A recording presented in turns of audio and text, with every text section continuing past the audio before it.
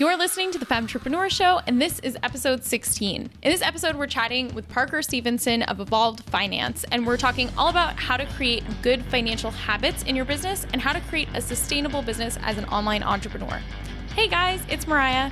And I'm Megan, and we are so excited for you to hear this interview. Parker joined Evolve Finance back in 2014 as a partner and account manager. Evolve Finance specializes in bookkeeping for online entrepreneurs and offers financial advice to growing six and seven figure businesses. Parker goes into so much great detail and answers a lot of questions we get all the time. So I'm so excited for you to hear this. Hey Parker, we're so excited to have you here today. We've already told our audience a little bit about you, but in your own words, tell us a little bit about who you are and what you do. Sure. Thank you so much for having me, ladies. Really appreciate it. So my name is Parker Stevenson, and I am a co-owner of Evolve Finance. So my business partner, Corey Whitaker, and I run what is essentially a bookkeeping company specifically for online businesses, which is kind of a funny niche when you really think about it, because there's so many different types of businesses out there that we could be serving. But with Evolve Finance, we found that there's just kind of a lack of financial support specifically for online businesses, because as Mariah can attest to, a lot of accountants and bookkeepers just don't really understand completely how online businesses function and operate. So Corey and I have kind of made it our mission to serve the online business community and kind of take care of some of the things that a lot of other bookkeepers just don't understand or know about. So we've been doing this Corey started the business. He's the founder, almost 10 years. He started kind of as an entrepreneur when he was about 17 years old. But as Evolve Finance, in the entity that it is today, we've been doing this for about 5 years, and we get to work with awesome entrepreneurs like you two. I just want to say that, what you guys do, if you got, for anyone who's listening, if you're new to sort of online business and you're just starting out, you're probably not thinking really much about bookkeeping and accounting and all that stuff right now. But what you'll find is that you will try to work with other, CPAs and bookkeepers who are maybe versed in regular business, but they just don't understand the details of an online business. And there are a lot of things that are just unique to being online and the type of business that we do, selling digital products instead of physical products, all these things that really make Evolve Finance super special in terms of what they do and who they work with. And I know for me, when I started working with you guys, more than, last summer, it's just been such an amazing decision to be able to hop on a call with people who actually understand what we're doing. Yeah, our clients tend to appreciate that. And I think the other piece too, because although we are a bookkeeping company, we also provide kind of financial consulting as well. We're getting on calls with our clients every month, just because Corey and I do have a pretty wide breadth of entrepreneur backgrounds and business backgrounds. So we can provide a lot of insight and guidance that I think a lot of bookkeepers just don't provide their clients. And because we're working with so many creative people, so many people that maybe don't even have business backgrounds, but have found themselves in this situation where they're running these really successful businesses, that's where Corey and I can really provide a lot of value, just kind of acting as a partner within their business to just help them make good decisions and keep the business healthy.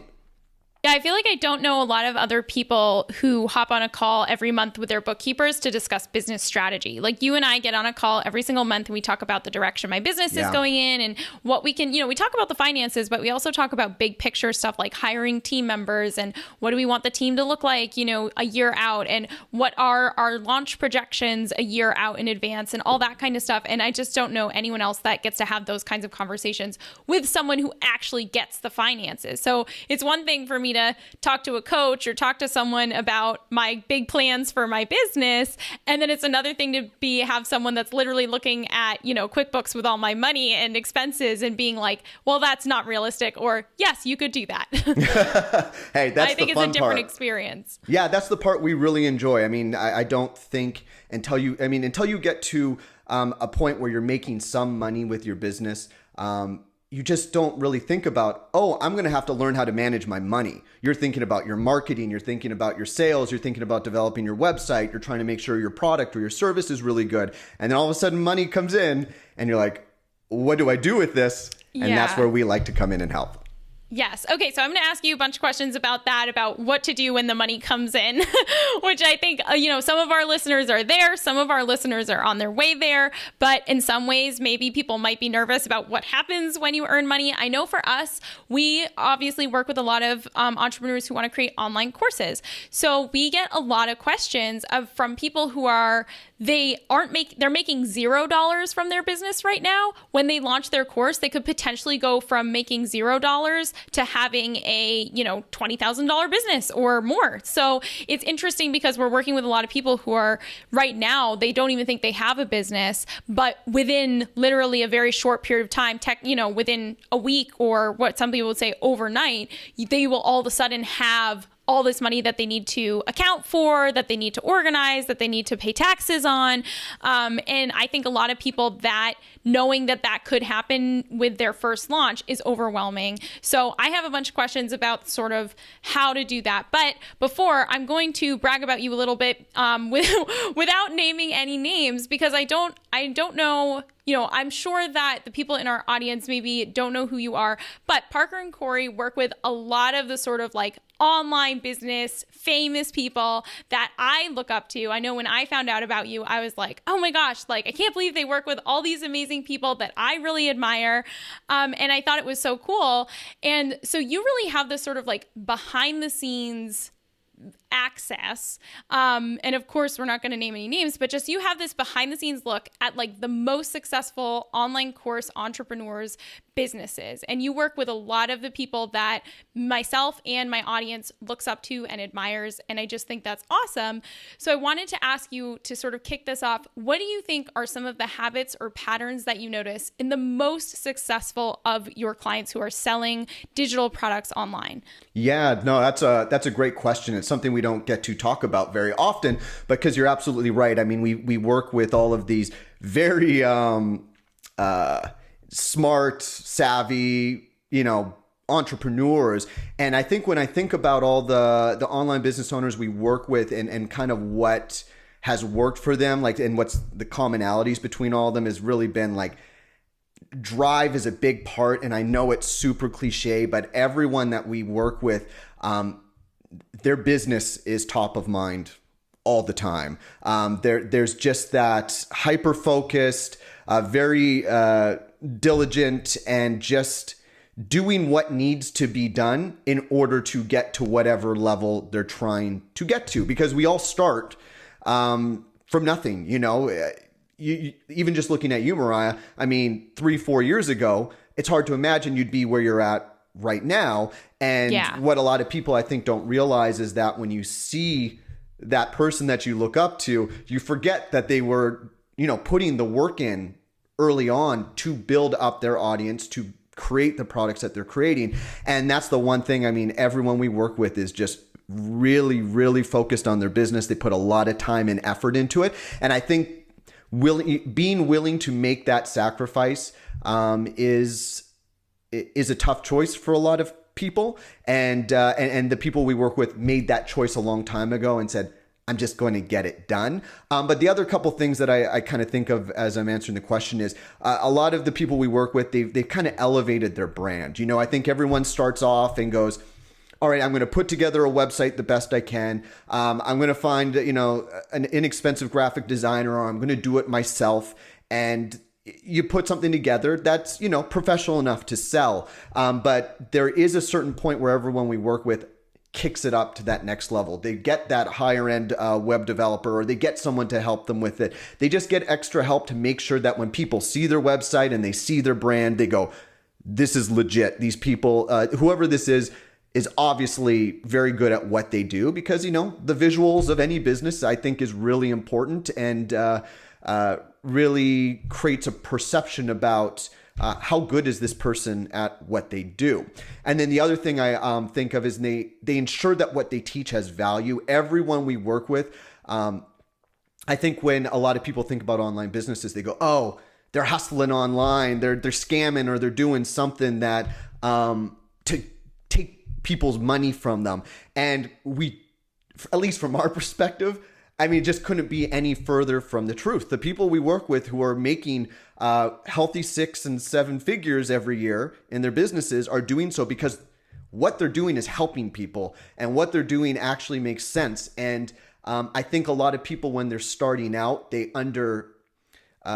or maybe they overestimate the value of what they're doing, or what they're doing doesn't necessarily matter as much to their market as they think it matters. And everyone that we work with knows that when they create a service or they create a product, that they've tested it, they know it provides value. They know that when people walk away from that product or service, they go, holy crap, like I need to tell other people about this because this has changed the way I think about my business. It's changed how I make money. And that's a big deal. And it's not something you can always teach. I think that you can get to that point through trial and error, but you have to put your work in yourself to get there. Yeah.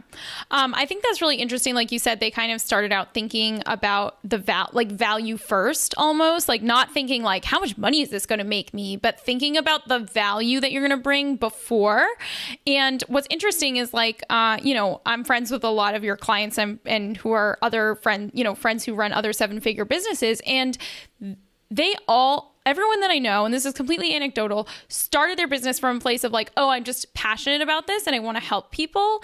No one I know that's super successful making 7 figures online was started out being like, how am I going to make the most amount of money? Like, exactly. None of us started out in our basements thinking, in our mom's basements thinking like, how are we going to get rich? Like, that didn't even cross our minds. We were just thinking like, how can I get content out that helps people? How can I get content out that changes a couple of lives or changes the world in a really small way? Like, how can I do that?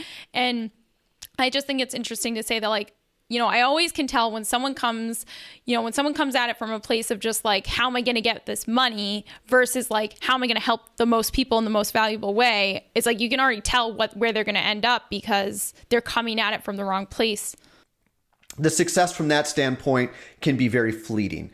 You might have a good launch or two, but as people kind of pick up that this isn't really that helpful or it doesn't meet their needs as much as they thought it would, returns come in, people don't buy again, your list starts to ignore your messaging, and that's a big deal. Now, the one thing I wanted to just add to that, just because from my experience and Corey's experience with Evolve Finance, I'll say that I don't think Corey and I will say we're passionate about bookkeeping. Like we're Right. passionate about business, and we're passionate about helping our clients. But I don't think there's a person in the world that goes, I wake up every day so excited to get into QuickBooks. It's not a very sexy thing to want to do. But with us and with what we have with Evolve Finance, just to use as an example, we knew that there was an opportunity out there to service a market in a way that they hadn't been serviced before, to target a group that wasn't getting what they needed from their other options.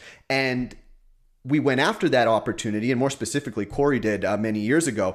And from there, our focus has now been on how can we make sure that our clients just want to tell everybody they know about what we do, because we care about what we do and we're so good at it. So, I think having passion about what you do, it doesn't mean that it's your number one favorite thing to do in the world. But if you're good at what you do and you do have some passion behind it, I think, that's about as good a place to start as any.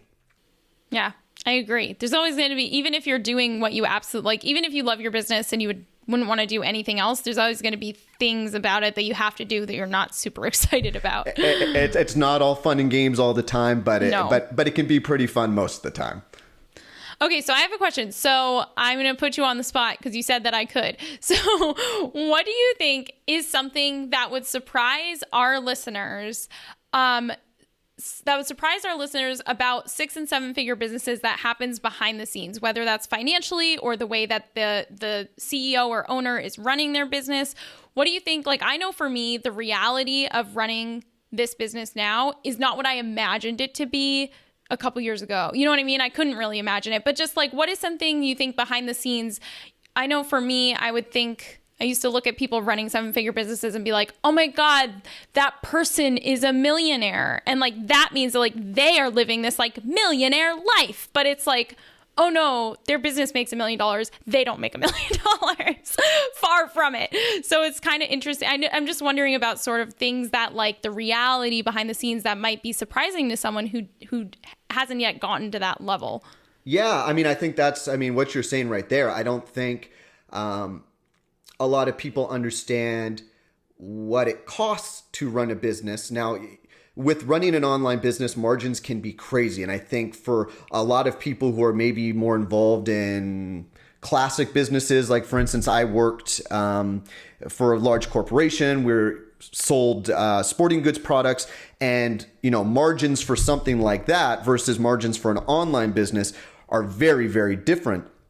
But even though you're selling a digital product that, doesn't cost you anything, specifically, you don't have to buy supplies in order to deliver your course. It's just sitting there on Teachable or whatever platform it's on, and people buy it and it sells. So if you think of it from that, from that perspective, you go, well, what does it cost then? But I think people would be shocked at how much a lot of our clients spend on software every month in order to create the systems they need in order for the business to run efficiently and for them to not be pulling their hair out trying to do everything themselves. And then I think the other thing that's been really interesting is some of our most successful clients don't live the lavish lifestyles that you think that they might.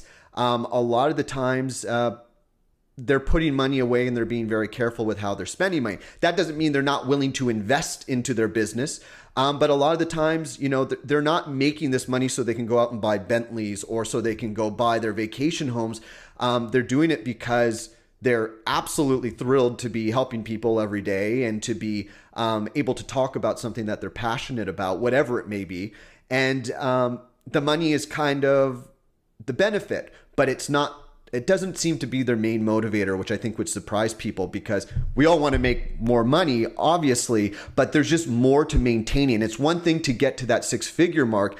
It's a whole nother thing to build up to a 7-figure business and then maintain it and continue to have growth. And a lot of that has to do with making decisions with how you're spending your money, where you're spending your money. And one of the first places that our clients go to when it comes to kind of really getting to that upper 6-figure level is people. I mean, the only way your business is really going to grow is by getting other people involved. You can't do everything on your own. And I know that it's pretty obvious to most people that that would be the case. But bringing on the right people at the right time, I think people would, a lot of entrepreneurs would be surprised how truly important that is to taking your business to the next level once you have some revenue coming in and your business kind of has some processes going.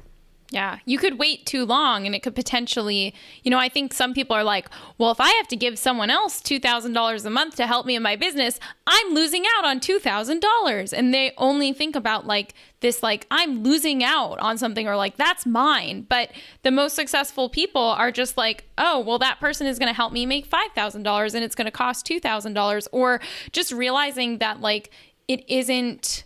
I think a lot of people think that they're saving money and therefore making more at the end of the day by not hiring. Whereas the reality is that you are just stagnating yourself in your entire business. And you could just die on the vine if you do that. Yeah, I totally agree. I think it's important for anyone who owns a business to know as much about all the different aspects of running their business as they possibly can. I think that's just a good CEO understands the various parts of their business, but you as the owner, especially as your business continues to grow, you can't be an expert in every single part. You might be really, really good at certain parts of your business, but otherwise it's that's what contractors are for. That's what other people, employees are for, bringing in the designers, bringing in a copywriter, bringing in a Facebook ads manager, bringing in a virtual assistant, bringing on a partner. I mean, that's what Corey did with me. I wasn't the founder of Evolve Finance, but Corey knew that if the business was going to grow, he needed to bring someone else on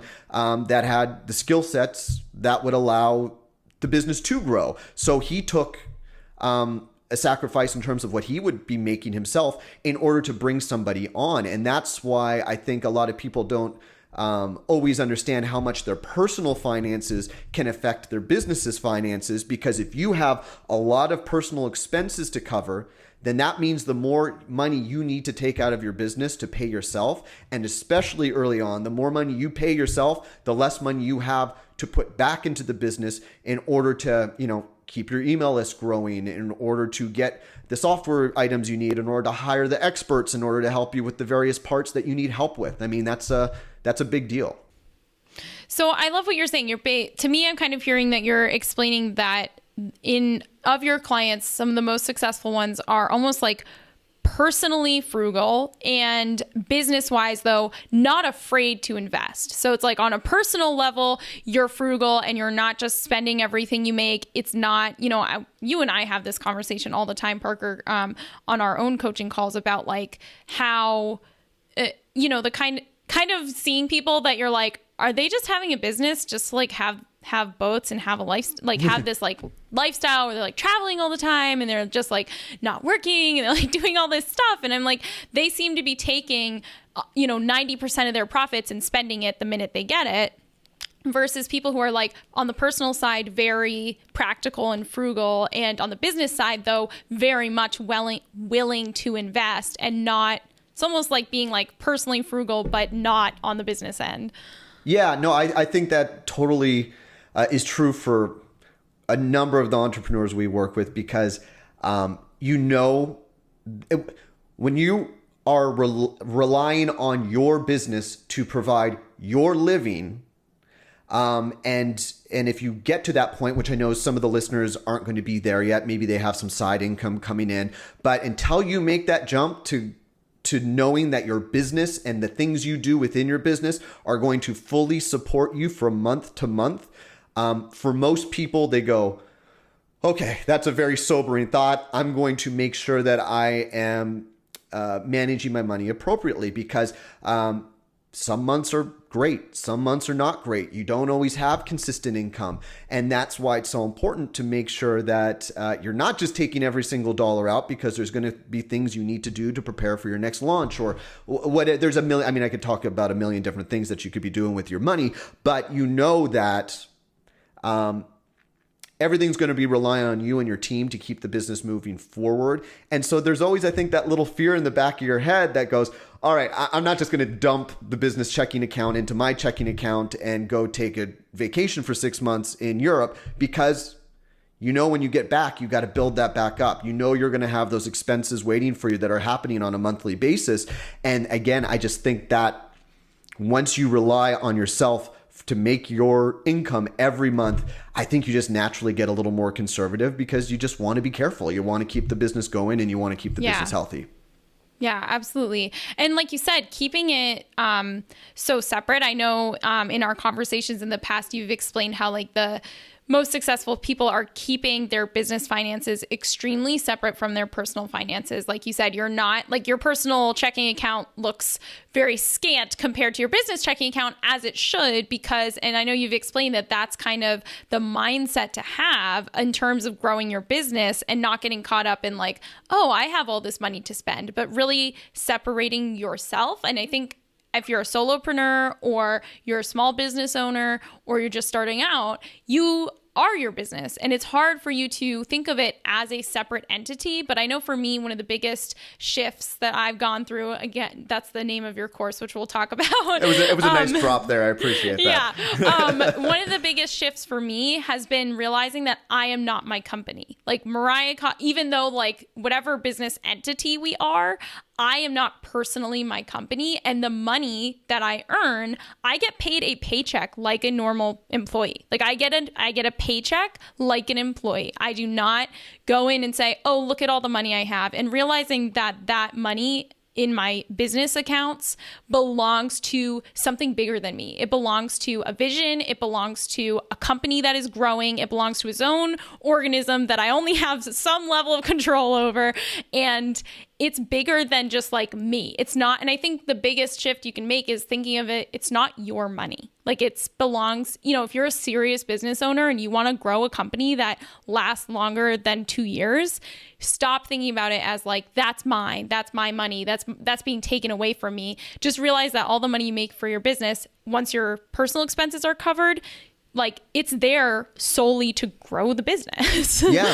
That's what it's there for. I think this might be a good visualization for a lot of your listeners. So let's say everybody listening to this next month has a 6-figure launch, their first 6-figure launch. And you just can't believe it. You have you're looking at $100,000 in your hopefully business checking account. I'm hoping as many of you as possible have a dedicated account just for your business's finances. That's step one. Do Yes. that now if you don't have it. Yeah, and we can talk about more about that in a second. But imagine you see that $100,000 there. And I think a lot of people would go, all right, like now I can finally upgrade my life, or I can finally pay off my debts or all the other things. And to some degree, yes, on the personal finance side, there's certain things you need to take care of, and that extra money could help. But when you look at that $100,000, I know a lot of our clients are thinking, okay, that money's there. I need to pay my taxes, number one. So any profits I make, I'm going to need to save that for taxes. Number two, I'm going to, I have, contractors that I know I'm going to have to pay out for the next 6 months. So I need to make sure I have money to cover them so they can help to continue to keep the business going. I know that I'm going to need that new computer. I know that I have to upgrade some of my equipment for my courses. I know that, in order to do this again, I have to pay my affiliates, and to launch again, I'm going to have money for Facebook ads. Like there's just, once you kind of see what it takes to get to that level, you see that 100 grand and you don't go, oh boy, I'm going to put that in my bank account. You go, holy cow, I need to make sure I keep that there and pay off my affiliates and pay off all the other things that are going to be happening in my business in order to allow me to make $100,000 or have $100,000 a month again. So you no longer look at that 100 grand and go, ooh, that's going to be mine. Like I think what you were saying, Mariah, you look at it and you go, oh, that's $100,000 that I can use to hopefully turn into $200,000 next time and help to scale and grow the business. Totally. So do you have like kind of guidelines or tips? Of course, people are at all different places. So if you're making $5,000 a month, it's going to be different than if you're making, $50,000 a month. But what about in terms of, a lot of our readers asked us, like, what is a good percentage to feel safe in reinvesting in the business? Like, is it safe to spend 20% of your profits back on the business? Is it, how much should you have in the bank as a buffer? Like, should you have 6 months of business? A lot of people have an emergency fund of 6 months of life expenses. Is it the same for business? Have 6 months of your software and team costs saved up. I know that's what we always aim for, having at least a year of runway at all times.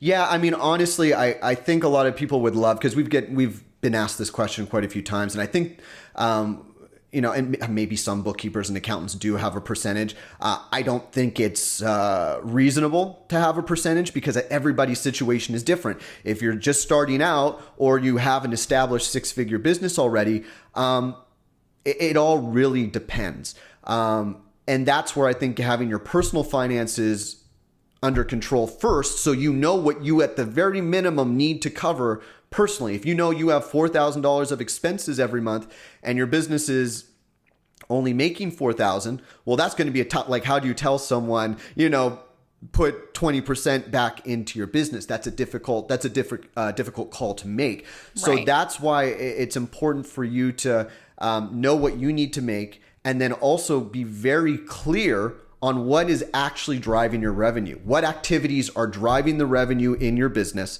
And maybe it's just a matter of spending time. Those activities could just be time. They might not even cost you any money, but those activities are the things you want to invest money in. Or if you have a strategy that's looking, 12 months in advance, and there's going to be certain things you need to pay for in order to get to that next level and to achieve the strategy you're putting together, then I think it becomes obvious of, all right, how much is that going to cost me? How much do I have to save to get there? Or what do I need to earn in order to get there? Like, there's just so many variables that go into deciding how much and when to invest in your business. But the only way I think you can really know what it should be is by knowing your business like the back of your hand, knowing exactly what's going on financially with your business, and then just trusting your instinct sometimes in regards to where do you think it's going to pay off to put more time, attention, and money into your business. And that could literally be, I could think of 12 different things we could talk about that could be for your business, but everyone's really unique. So unfortunately, I feel like I just gave you a political answer and totally danced around actually giving you something concrete. But I think part of being an entrepreneur and part of being just a leader within your own business is knowing your business well enough that you can trust your instincts in regards to making decisions. And what I will say is having your business's finances in order can definitely help you make better decisions when the time comes. Totally. I mean, the other thing, like you said so many things right then that I want to come back to and ask about. But in terms of you investing in your business, like you said, it's a personal decision. The percentage is going to change depending on where you're at with your personal finances. I think for a lot of people, it could change depending on like, do you have a husband or partner who is helping you at home? Like, can you afford to reinvest in your business, or do you need to take do you need to pay yourself? A lot of people ask us, how much should I pay myself? Like, let's say, I make X amount of dollars. What should I be taking as a paycheck, or how much should I be taking personally? And that really depends on, my advice that is not, I'm not an expert, would just be like, can you take the bare minimum that you need to pay your mortgage and buy food, and then leave the rest in the business? Like, don't starve yourself or be, totally depriving yourself, but can you take just just kind of the minimum amount? Like, honestly, that's what I do. Like, this, I take like the minimum amount to cover my living expenses, and that's it. And like, I do, you know what I mean? And I think it's kind of interesting. And I know for me, I bring a lot of my like personal baggage with frugality and being super, super cheap and frugal. Like, I lived in a camper for a long time. Like, I just have this like extreme, I have like a frugal mindset to the extreme. And I still only can shop at the thrift store. Like, that's something I'm like trying to get over. But I think for me, it's kind of a thing of like, I brought a lot of that extreme frugality to my business. And even now I'm learning to like reinvest more, but a lot of like how much you invest in your business is going to be probably reflected in like, look around you right now. How do you spend your money that you make now? Like, if you have a 9-to-5 job and you look around and you see that at the end of the month, you don't have any money left because you spend it all on clothes and shoes, then like, you might find a way in your business to also spend all the money on other things. Whereas like, I know for me, I just like, I'm a hoarder at heart. So I like to hoard and I don't like to spend it. And I think that's kind of bled over to the percentage that I reinvest is relatively small compared to our profits right now, which is something I'm working on. Well, I think that touches upon a subject that I don't think is discussed enough, which is your relationship with money. And this is something I've actually been thinking a lot about, especially as we're actually developing a personal budget for entrepreneurs. It's called the 20-minute budget, and we're going to be coming out with that before the end of the year. And we're actually coming out with it because so many people ask us, how much should I pay myself? And it's like, well, I don't know what your personal expenses are. I don't know what your personal financial situation is.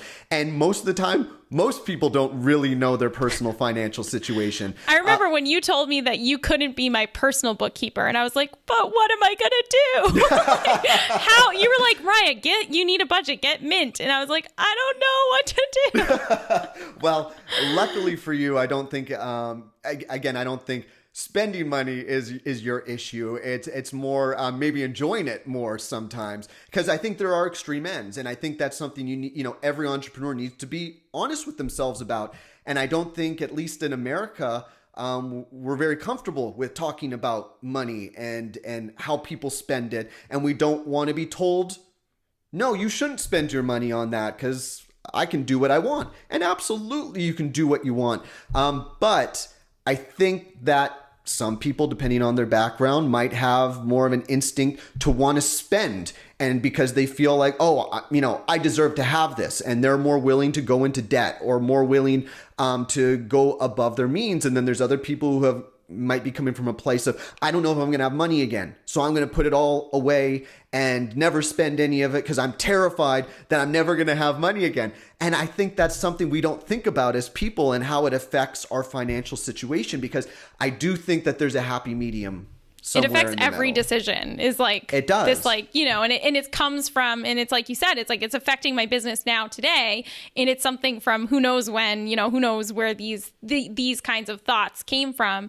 But I do think it's like, I think that'll be so helpful for so much for entrepreneurs. Our personal finances are, like I said, keep them separate, but it's all wrapped up in one person's life. And so I think that that'll be so valuable to know, do the personal stuff and the business stuff. And I didn't mean to plug a product in the middle of this, but I want you to. I think it's important just to say that, a lot of the entrepreneurs that we work with at some point in their start, they had to sacrifice something. Very rarely do you have the luxury of jumping into a business that's going to make you as much as your full-time job was making you before. I had a fairly cushy job at my corporate job. It was a crap load of work, but I had consistent salary. I had benefits.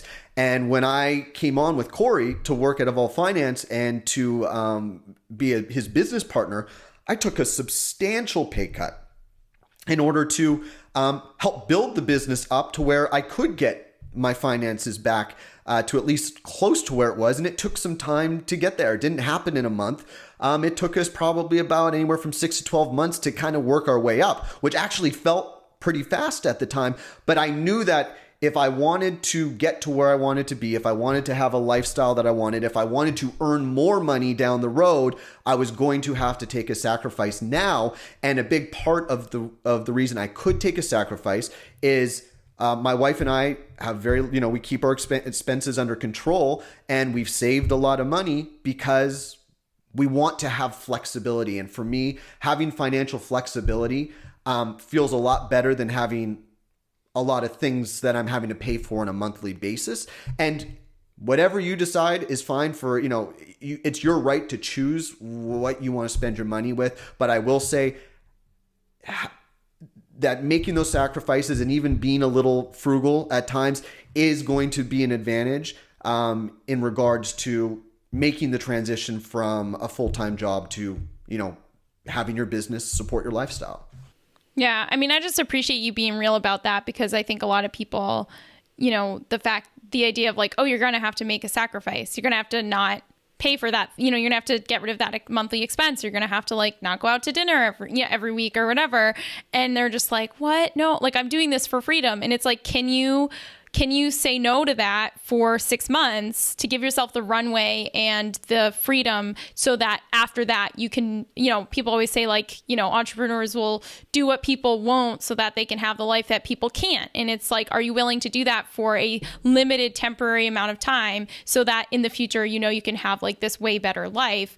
I mean, I remember when I made the decision to move I was living in a regular sized room in a house with 15 people, and I decided to move into the closet because it only cost $50. And I was like, I can live in this full-size room in the punk house for $300 a month, or I could live in the closet for $50 a month. And I was like, that is worth it to me to have that extra money to put into working on my business. And just I will say that is hardcore though, Mariah. That's something not everybody can do. So and then after that, I moved into my car because then I could save another $50. Well, and I will say though, I don't want to discourage everybody and think, oh, it's going to be impossible now for me to have my business support your lifestyle. It's definitely not. And what I will say is, even for me, those first 6 months when I jumped into working with Corey at Evolve Finance, I wasn't thinking about, oh man, I can't go have sushi tonight, or I wasn't thinking about any of those things. I was thinking about, man, I cannot wait to wake up and work on this business. Like I can't wait to spend my time figuring out how we can make this grow, how we can reach more people. When you're an entrepreneur, your business becomes so much a part of you and becomes so top of mind that I think a lot of the times, like I don't have time to do a whole lot of other things that would maybe cost a bunch of money. I mean, I used to be a big golfer. I worked in the golf industry. I don't golf anymore. And it doesn't really bum me out because I'm doing something else I love. And, it's become such a part of my passion in life that I don't worry about if I feel restricted on money. At least during that period, it didn't matter to me. And I think that's what most entrepreneurs go through, is when they do make that jump, they're not thinking, oh man, like I'm taking a pay cut. They're going, oh man, like I'm going to go out and make this happen and I can't wait to do it. So if you're excited about your business, you're excited about what you're doing, then you're going to be more willing to take that risk and make that sacrifice. I agree.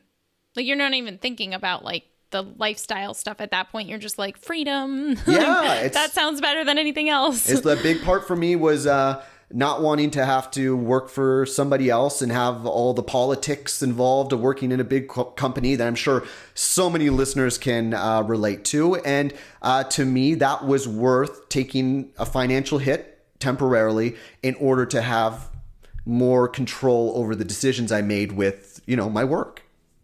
Yeah.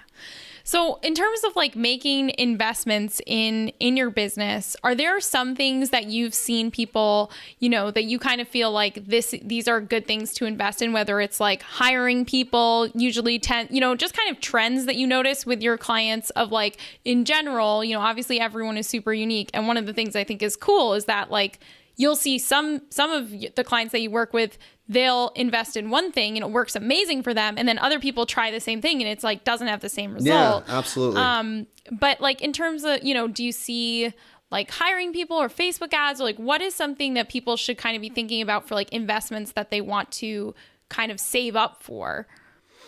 Yeah. I mean, I'd say really early on, software is a big deal. Like for instance, we were really behind on, some of the software pieces that our clients were using to just be more efficient in their business. And I think for most of the people we've talked to, most of the people that are going through our course, getting those software pieces that you need, because it's a monthly subscription, it adds up over time, and it's not always super cheap. You can be looking at anywhere from $30 to $70 a month for certain subscriptions, but they're absolutely crucial. For most of our clients, if they weren't paying for their ConvertKit or MailChimp or whatever their email service is, they don't really have a business. They don't have a way to make money. So you pay for it. And I think having those key pieces of software early on it's just terribly important, because if you're running an online business, you need to be able to function in the digital space.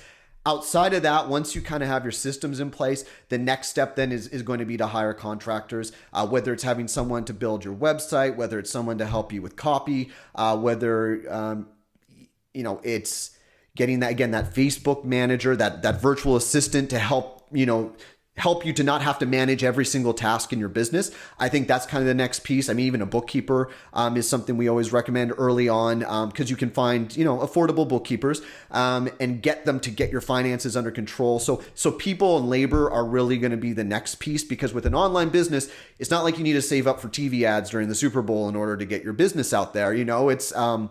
It's relatively inexpensive to get your initial marketing started and to actually generate a decent amount of revenue every month without having to spend money on advertising. But we do see that once you get to the next the next step in your business, you do have an established email list. You have had some successful launches. Then at that point, advertising does become a bigger part of the puzzle. And Facebook ads, it's just everything. That's what everyone's focusing on. We see very little advertising into other mediums like Google ads or LinkedIn or anything like that. At Any least YouTube with our clients, ads? A little bit. Do you see that?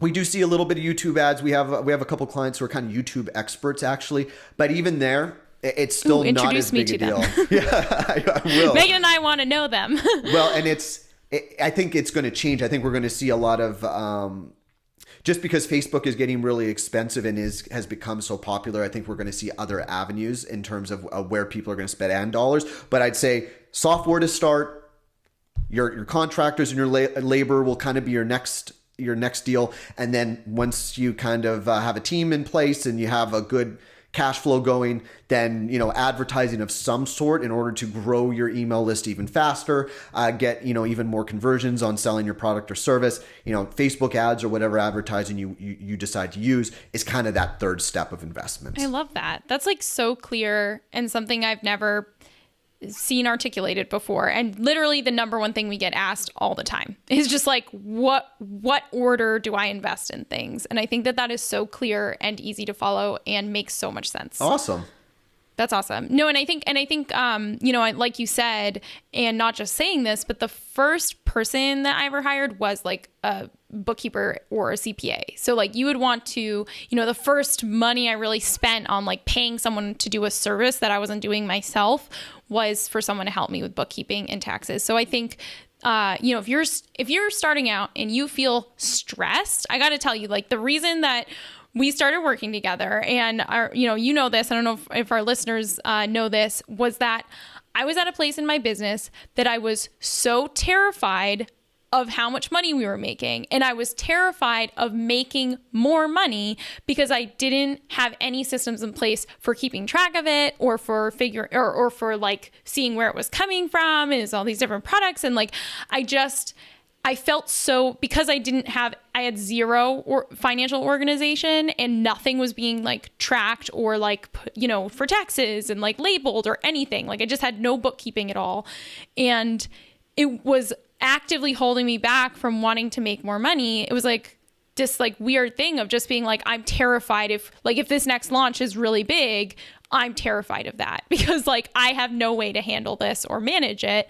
And so I think if you're feeling that way in your business, please just realize that getting your finances under control before you get to that place of feeling this like intense anxiety. Like, I read a testimonial on your page, which is why I started working with you, is one of your clients said, like, I felt all this anxiety and shame around my finances. Yeah. And that's exactly how I felt. I felt just like, I can't believe I don't have my shit together. I can't believe I don't have QuickBooks set up. Like, I don't even know how to do that. And just this complete overwhelm of shame and anxiety. And I think, for our listeners, you don't want to get to that point. Like, it's so much easier, not to mention the money it costs for me to have you guys go back in and redo everything that I hadn't done in the past year. I think it's just so much easier to get started on the right foot with your business from the get-go, rather than wait till you feel so overwhelmed and anxious about your finances that you feel like you don't even know what to do. Yeah, I mean, it's a very, very common story we hear from the vast majority of our clients when they get started with us. No one really teaches anybody about how to manage money, whether it's personally or within your business. It's not something you really learn in school. And even, I was a business major. I went to a decent business school where you'd think that you'd learn more about that, but it's always, giant corporations. So to learn how to manage the money within a small business, let alone learn how to make good money decisions with your personal finances, it's just not common knowledge. It's something you have to go out and figure out yourself. And I know it sounds ridiculous to sit there and think there's no way you'd be stressed out about making more money. But when you think about taxes, I mean, we've worked with clients who come to us with 7-figure businesses and they're behind on taxes, as much as you can believe it. Because if you're not managing it properly and you're not aware of what you need to do and you don't have good guidance there, I mean, you can definitely get yourself in a tough spot. Yeah. I felt like I didn't even know what I could invest. Like, that was one of my biggest things, was like, I had all this money and I knew that it was there, but I had no, like, part of the reason I was held back, and it took me so long to hire someone, hire Megan, it took me so long because I didn't know how much I had to, like, what was a safe amount. Because in my mind, it was just like this big ambiguous like pile of stuff that I was like, how does it get divided up? How is it organized? How much can I afford to pay someone else? Like, it's just, when it feels like this blob, you just can't do anything about it, and it's really going to hold you back, and it's going to make you maybe anxious to, you see both sides of the spectrum. Some people just overspend because they have no idea how much they should be paying in taxes, whereas on the other side of the spectrum, someone like me is actively crippling my business because I'm not investing, because I don't know, oh yeah, we're totally healthy financially. And honestly, you guys give me permission. Like, I know that I don't need any permission, but you guys financially say to me, like, you're totally good to spend X number of dollars per month on this new person. Go for it. You have the capital. That's totally within your budget. Like, go for it. And that to me is so comforting. Like, I send you an email every day being like, hey, I want to buy this thing. Is that a good decision? And you're like, yes, you can afford it. That's fine. And it just is so comforting. Well, and I don't think, and I think for everyone else who obviously doesn't have a business the size of yours, you don't necessarily need somebody to, you don't need to have the relationship that Mariah has with Evolve Finance in order to feel better about that. At this point, as much as it would sadden both of us, Mariah, if we were to part ways, but your P&L was still set up for you every month, I think you'd still feel confident enough to go, okay, I can see exactly what's going on. The numbers are right there.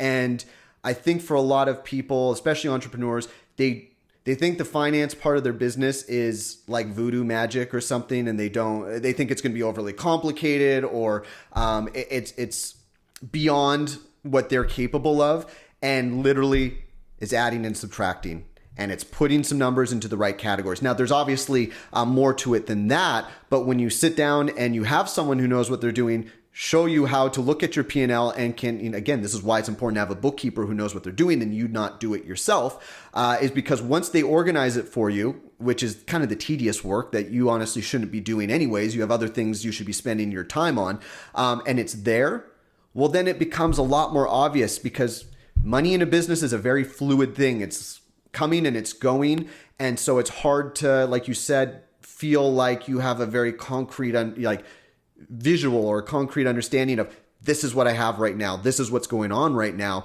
And if you're just doing that in your head, you can't. You just really can't, especially not if you want to continue to make good decisions and grow your business. And that's why just seeing that report every month, which I know you and I look at it every month. We look at the same damn report every month, but why it can relieve so much stress. And even if things aren't going great, it at least empowers you to go, okay, like, I see what's going on here. Time to take action to make those numbers look different. It becomes very real on that. As funny enough, it becomes very real on that piece of paper, what's going on. That's so true. It becomes something you can't ignore.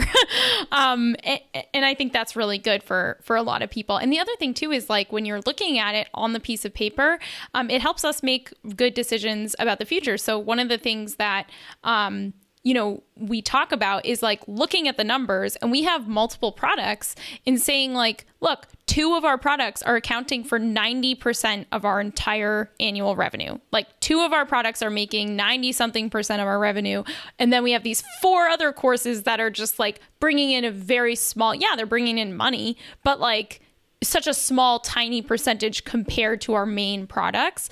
And that really helps us make decisions around, like, well, we should be promoting that one more, or we should just not sell that one anymore. Like, we don't need that extra $2,000 a year that product is making us when we have other products making 7 figures. You know what I mean? Like, how can you simplify? It really helps us, like, get clear about not having a million courses, which for a lot of course creators, they end up in that position where they're like, but it's my baby. And I'm like, but it's not making as much money as your other one. Yeah. And I think that's a perfect example of, it sounds so obvious when you say it like that, like, this product is making me a ton of money and this product isn't. Where do you think you should spend your time?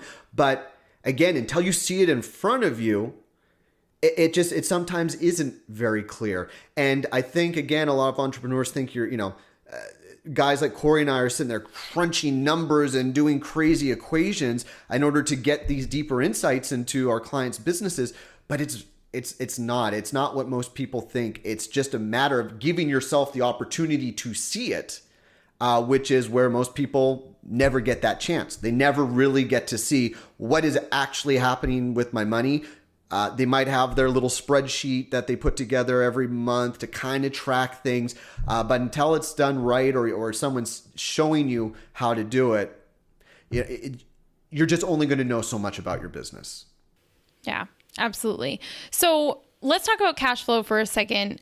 In terms of, like, from a cash flow perspective, because you want to have a healthy business, like you said earlier, like, when you have your first big launch, don't start basing that as your new monthly income, because it won't be. I always tell people, like, your first launch, don't spend any money because, like, hopefully that will last you until your next launch, but you really don't want to, like, make any financial decisions based on one launch, which you've told me that you've seen that you've unfortunately seen people do that and be like, oh, I assume that we're going to double the next time, and then they don't. And it's like, ooh. So I think that can be rough. But in terms of, like, from a cash flow perspective, I wonder about this, and I know our listeners wonder about this. Do you see people having success with those big open close launches just a couple times per year and then still having the money to tide them over to the next launch? Or do you see more long-term success in people who have an evergreen course that's for sale every single day? I think what happens is, when you start out, launches are just what you have to do, because when you think about like a big company that has, Nike, right? You're not sitting there going, I'm going to wait until Nike releases their shirts so I can get in before they stop selling the shirts. Like, assuming it's not some limited edition shirts, you're going to find Nike products everywhere you go, and you're going to likely get what you want. But they have a huge audience. They have huge brand awareness. When you're just getting started, you have your small audience, and you're just constantly, trying to get their attention. So to be able to get their attention for just a couple times a year, and to get them to pay attention to what you're offering them, I think it's just the best way that, we have at this point for a business that's getting started. But as your business continues to grow, your list gets bigger, and in whatever market you're in or whatever niche you're in, you start to become more well known. Well, then, yes, you're hoping that your launches are getting big enough that you can maybe start to invest in figuring out some ways to have more consistent monthly income. But that is like the formula every entrepreneur is trying to figure out, including entrepreneurs who are already making six figures, because as much as your first couple big launches that you have is exciting and it's thrilling and it's empowering because you know that you're doing something right and that your business has value to other people, it can be exhausting. So what I will say is that if you can set up, that Facebook funnel that brings in revenue on a monthly basis, great. I think that's the ultimate dream, to where you have something kind of moving in the background that's at least creating a baseline amount of revenue every month. But it's not going to be realistic, honestly, for most people listening right now. So I think what's even more important is just getting ahead of your launches and not going, oh, okay, I had my launch, we made this much money, now I need to hurry up and launch my next thing because I don't think this is going to be enough money to last me for the next however months. Versus starting out at the year going, I'm going to launch this product, during this month, and this product during this other month. I'm going to have my other affiliate launches that I'll be doing during these months, and just kind of mapping out the flow of revenue that you're going to have throughout the year. I think that reduces the stress and anxiety around doing launches quite a bit, because again, the reality is we're all vying for, whatever market's attention. We don't have the luxury of being Coca-Cola or Adidas or whatever big brand. So if you can at least be strategic in time when you're really going to be pushing for people's attention and pushing for them to make a purchase, then at least you're not sitting there scrambling and feeling like you're just always kind of rushing to that next launch without feeling like there's any thought or strategy behind it. I think this is interesting because, Mariah, we talk to people a lot who are creating their first course, and correct me if I'm misunderstanding what you're saying, Parker, but a lot of them want to do evergreen because they're afraid, like their first launch is an evergreen product because they're afraid of like stopping the money from coming in. So you're almost kind of saying that it might be better for them to do like a real launch that closes to start out because they don't have that brand awareness? Is that kind of what you're saying? Even the biggest people in like the entrepreneur industry, they do it. And I even battled with it myself when we were launching our first product. And there's a part of you that just goes, it just makes sense to have it up all the time. Because if you go to whatever big brand's website, you can go on their website and buy whatever you want right now. But I think, again, the reality is having a sense of urgency around your customers making a purchase, because, again, I think we all feel very lucky when anyone pays attention to our emails or pays attention to our website or pays attention to our offers. You kind of have to take advantage of that as much as you can. Maybe someone else will come up with a new strategy or formula that will allow people to not have to do that. But I will say that, all the businesses we're working with, a couple of them do have some evergreen products, but they've put a lot of time and effort into making those successful, and honestly some money behind it too in order to make that work. And even they still have launches around other specific products with timeframes around them. It's just how people are responding at this point.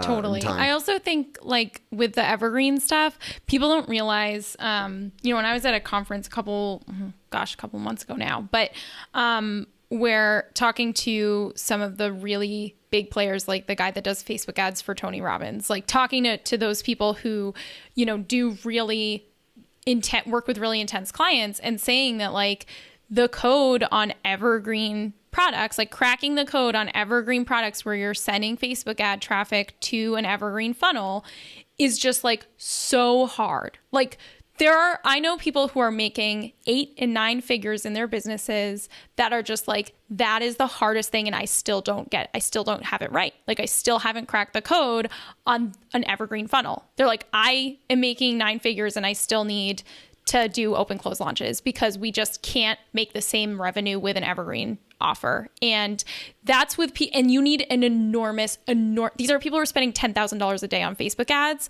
to get the traffic they need to even make a funnel like that somewhat viable. And I think we have a funnel that works fine. It makes like, we actually just closed it down like a couple days ago, but we had a funnel that was running. It worked fine. We made like 3 or 4 sales a day, like a couple $1,000s a day, whatever. It's fine. But in order to make that like scalable and sustainable, like that's just a whole other beast. It is. And it really is. And I think so many people don't, it's like Megan said, like we have so many students who are just starting out thinking that Evergreen is the way to start. And it is just so hard to make a comparable amount of revenue with an Evergreen course if you don't know what you're doing on such a high level. I very much agree with that. And if you even think about the biggest corporations in the world, when does Apple make the most money? When they launch a new product.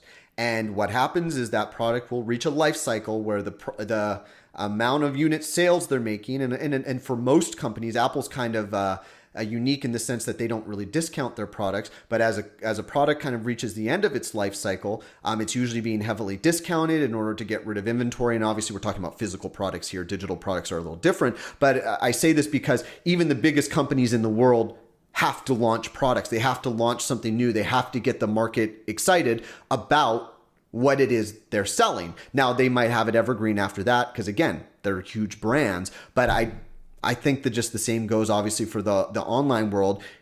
You don't just make something, put it out in the market and expect money to keep going. There's a reason marketing teams at huge corporations are constantly working in order to keep their products and services relevant in the marketplace. And, when you're an entrepreneur, you are that marketing team that has to make sure you're keeping your product or service relevant. Yeah, absolutely. I know for us, we've had, another shift in our thinking about Evergreen stuff. And that's why we just last week took one of our most successful Evergreen products off, closed the doors, and we're like, nope, it's not going to be Evergreen anymore. We're going full launches with everything. So yeah, and it's a good realization to come to. I mean, if it's not working, you make a change. I mean, that's ultimately what being an entrepreneur is all about, is making those decisions and changes when they come up. Totally. I also love like realizing from a cash flow perspective for us, we can actually it doesn't make sense maybe to everyone, but because we have payment plans, our launches are creating relatively sustainable monthly income for me for at least like 8 to 12 months. So even though you might be thinking like, but then it's just this big chunk and then like you have nothing after that, isn't that stressful in between?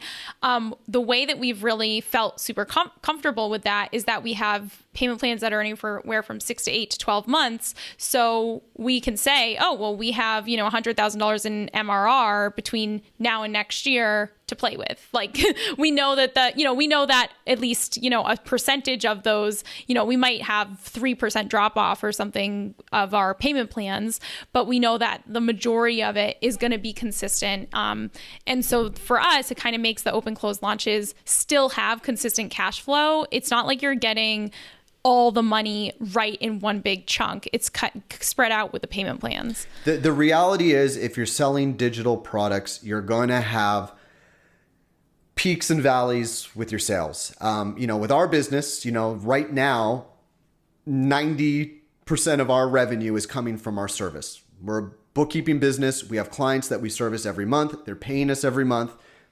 Unless you have a service-based business like that, that's really the easiest way to have consistent revenue, but you're having to spend money and time in order to obviously service those clients every month, which is then why everyone then decides, oh, I want to sell a product so I can have that kind of more passive revenue. And then once you get into selling the product, you realize, oh, wow, it actually does take a significant amount of time and effort and energy in order to make that product a success. Because at least from what we've seen, it doesn't matter how good your product is, it still takes time, effort, mistakes in order to market it properly and get it selling well. It just takes time.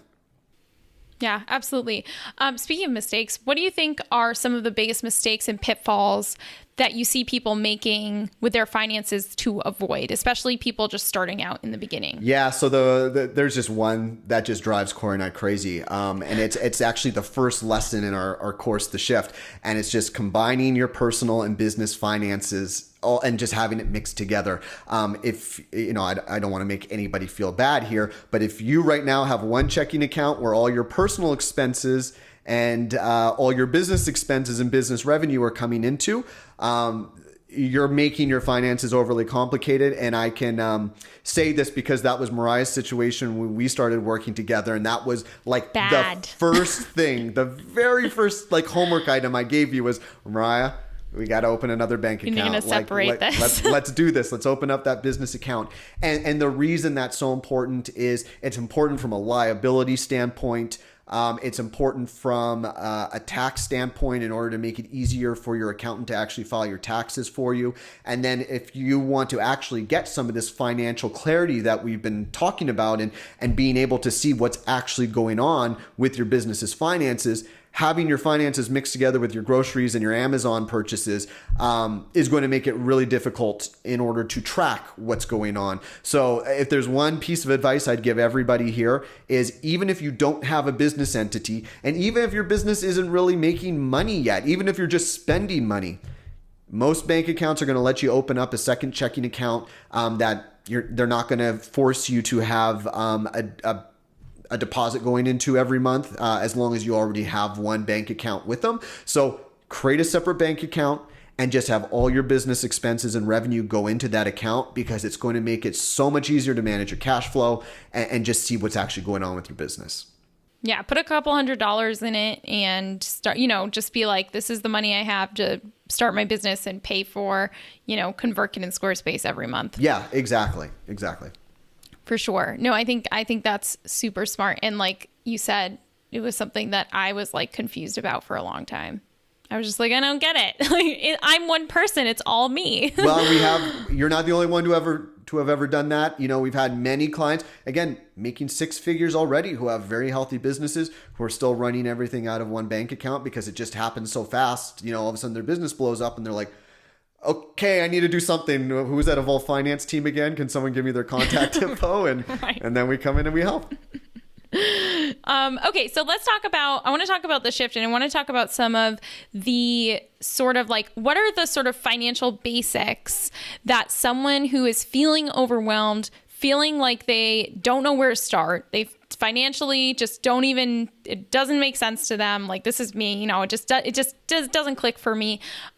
Where does that person start to build a strong financial foundation? And you've created a course about that. So tell us kind of what the foundation is that people need to understand. Yeah, I mean, what I just talked about, that first step in just getting your business separated from your personal life it's everything. That's the start of everything. That's going to be what your accountant's going to tell you to do as soon as possible. Your bookkeeper is going to tell you what to do. That's what's going to allow you to generate the reports you need to generate in order to monitor your business. So that is really the first key place. But otherwise, to be honest with you, there's not a lot of information out there for entrepreneurs to find out what's going on with their finances until we obviously created our course. And the reason we created this course called The Shift is because we wanted a way to share the information that we have about running a business with a much larger audience than obviously we just could with our clients.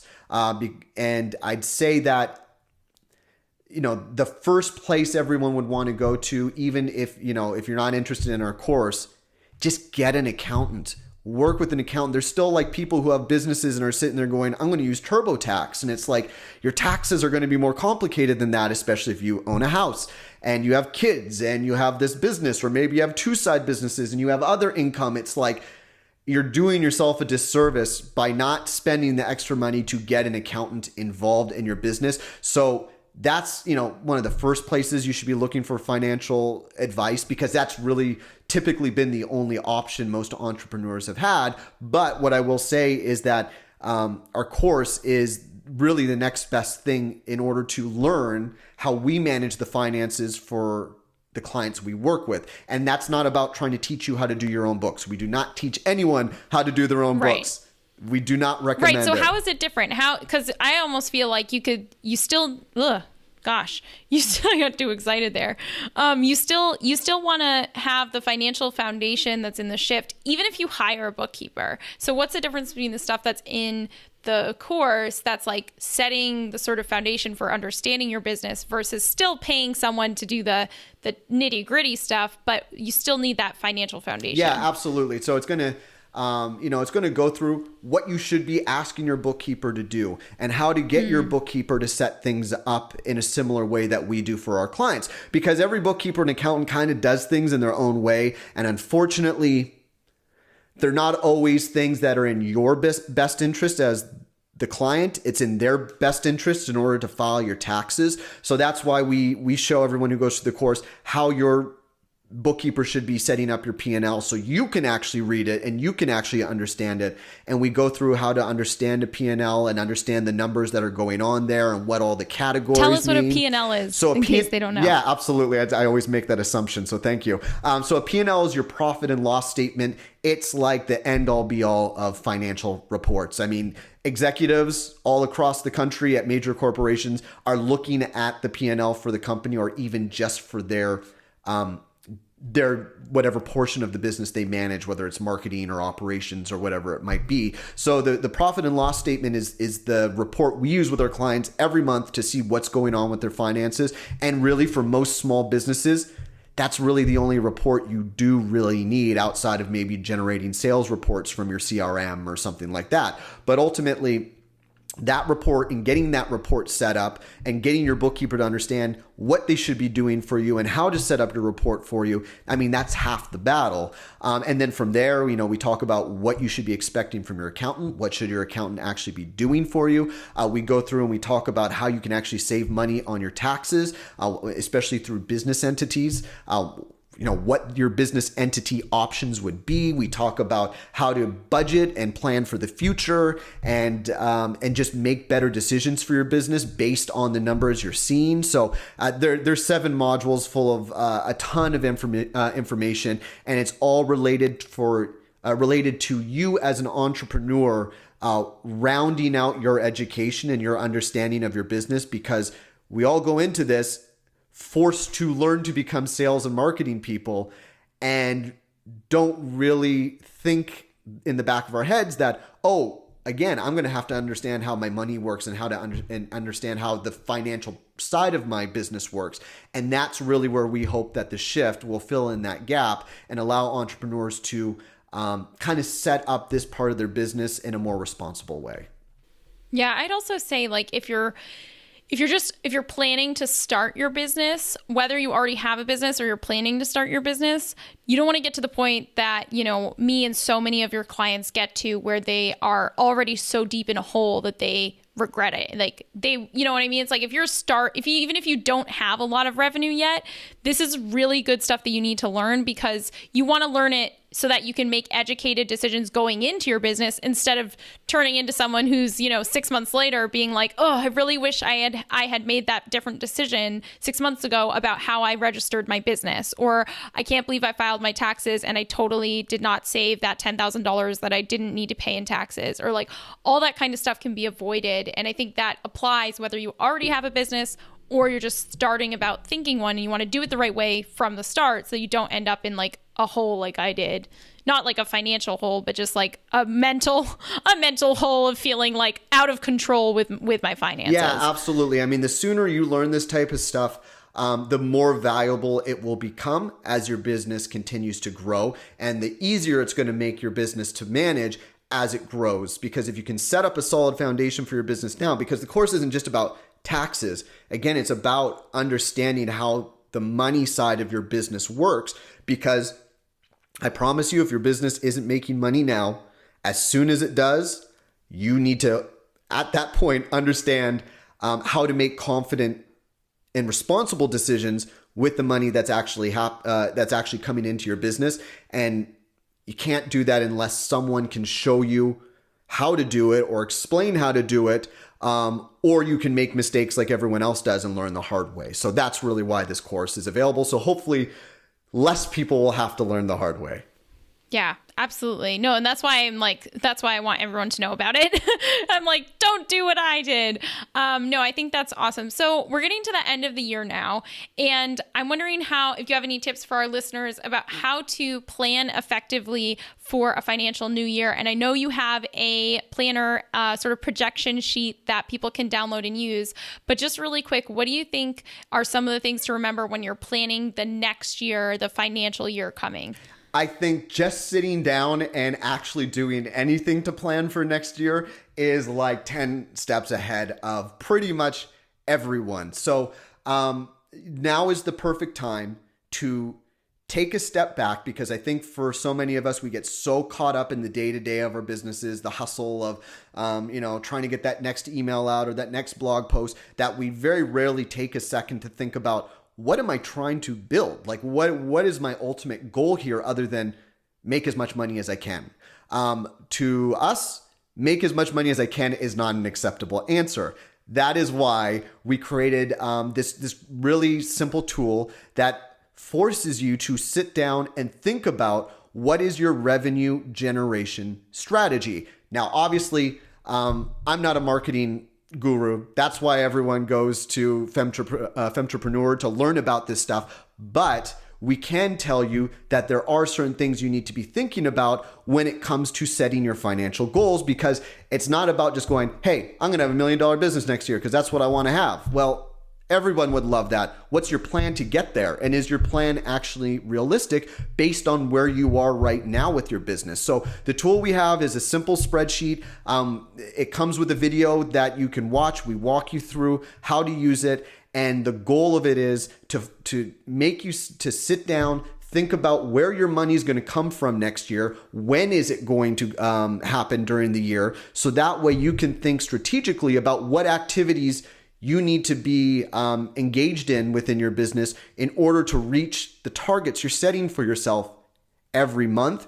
And it's a practice that sounds like it wouldn't be that helpful, but every successful salesperson in every successful business in the world is setting up some sort of target for themselves, and so they can visualize, how am I going to get there? What are the steps I need to take to get there? And what are the opportunities in front of me right now that will allow me to get there and maybe even surpass what I'm setting for myself? So that's the it's tool. Like working backwards. Like, you have to have that goal and that target so that you can say, like, well, if I want to make 6 figures this year, how much do I need to make per month? How much do I need to make per day? How much do I need to make in a week? Like, kind of working backwards, and then it becomes real, and you're like, oh crap, like, well, if a month went by and I made $0, I'm like, I got to make up for that. And what we hope happens is when you do that, it's not just about how much money do I need to make. It's like that money, those dollar figures become, well, how many unit sales is that? How many conversions is that? How many people do I need to get on my email list in order to get the conversion rate that's going to create the revenue amounts that I need to create, or the amount of monthly clients that I need to bring on? So that's what that's what we've been doing. Yeah, and it's like that granular, like, how much traffic do we need at this conversion rate on our landing pages to get this many subscribers, to get this many people? It's like the whole like flow of it. And for small businesses, it's relatively simple to get started, but you do need to get started somewhere in terms of getting just really clear on how are you going to make your money next year. So hopefully this tool will be a chance for everyone to figure that out for themselves. So you guys can find that at evolvedfinance.com/thefemshow. That's where that spreadsheet will be. Absolutely.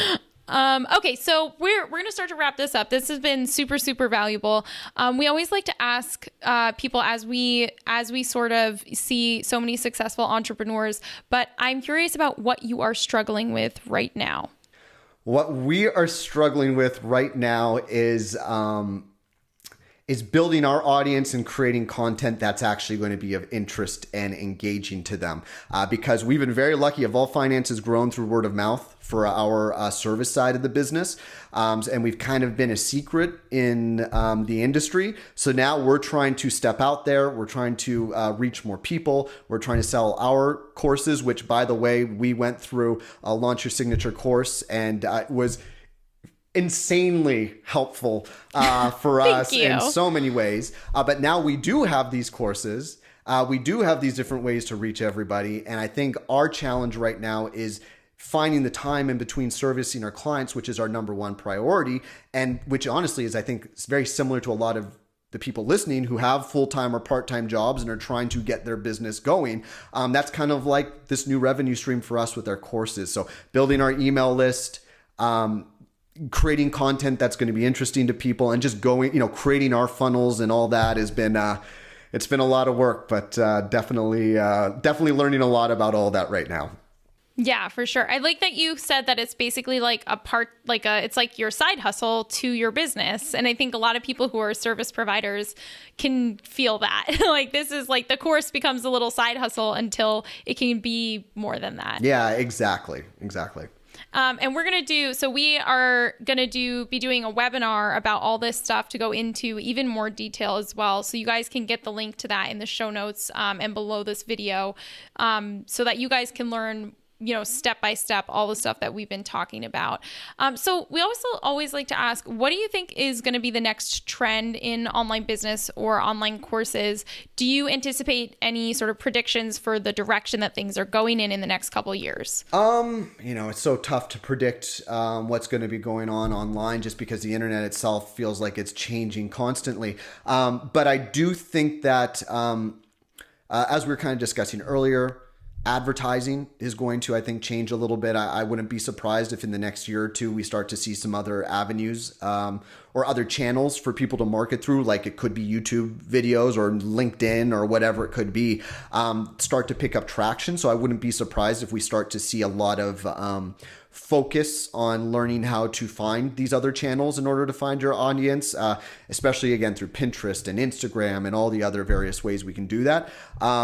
And then I'd say the other thing that I see getting really popular is doing more videos, like kind of what we're doing, video casts, vlogging, things like that. Just because I think we've seen, it's what we constantly hear from all our clients is that, your conversion rates on emails and things like that, they never really get really big. So what's going to be the way for us to, again, connect with our audiences even more deeply? So I'd say that's going to be it. And then the other thing I was thinking about earlier is, I think as course creators, creating your course isn't going to be enough. I think creating a support system around the courses to ensure that everybody that purchases the course is going to learn what you want them to learn is going to, I think, become a lot more popular, especially just as courses continue to get more popular. I agree 100%. Yay. We've been talking about that a lot in terms of the support systems too. Like, obviously video is going to be huge. All the stuff you talked about is so true. But I think with people realizing, in our industry, it seems oversaturated. I know that it's not in the mainstream, but with people saying like, man, I bought 10 courses this year and like, I didn't take action on them, or like, I didn't finish all of them. Our biggest priority becomes like, how can we get people to follow through on what they said they wanted to do. Yeah, I totally agree. For sure. Awesome. So tell us where can our listeners find you online, your website, social media, anything else? Yeah, absolutely. So evolvefinance.com is our main website if you're interested in our service or just interested in our products or about what we do in general. Like you mentioned, Mariah, we will have that link to that tool that we were talking about, that forecasting tool. And then find us on Facebook as well. We're just, I think if you just type in Evolve Finance, I can't say we're active on other social media areas. It's pretty much our email, and our Facebook. If you're there, you're not going to miss a thing with us. Awesome. Well, thank you so much for answering all of my nitty-gritty questions. No, it's my pleasure. Thank you so much for having me. And now we'd love to hear from you. What's the next thing you're going to do to get your business finances in order? Leave your answer in the comments below and we can hold each other accountable. And don't forget to download Parker's forecasting tool. You can get the link below this video. If this episode was helpful for you, make sure to subscribe, share with your friends, and hit the like button. And if you want to discuss this video with us and our awesome, amazing community of entrepreneurs, make sure to join our free Facebook group at thefemshow.com/community, and we will see you in the next video.